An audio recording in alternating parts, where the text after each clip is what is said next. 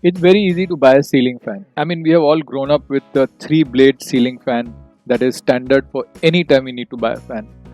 But today we have a lot of choice, and I'm going to give you some tips that will help you to choose the right fan and get the best value for your money. When you are choosing the size of the fan, just keep this in mind. If your room is 225 square feet or so, buy a ceiling fan with blade size of 52 inches.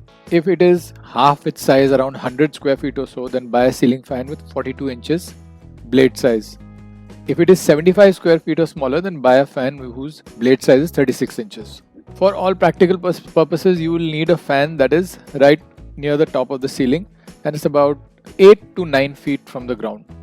If you have a very high ceiling, then you might need a fan with a longer rod. When it comes to how many blades, 3 is optimal. Any number of extra blades beyond that is basically a style or design thing. The material of the blade is also doesn't matter at all, whether it is metal or it is wood or it is made of plastic.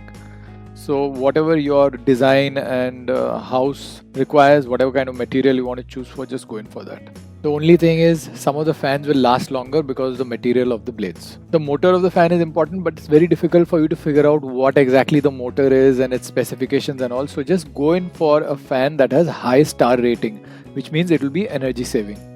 Just keep these in mind and you can choose from the 5 fans that we feature in this video. They are all kinds of brands, from your classic Orient, Crompton, to brands like Luminous and Atomberg. So have a look at these fans. They are very popular, they are very good value for money, and they will serve the purpose really well.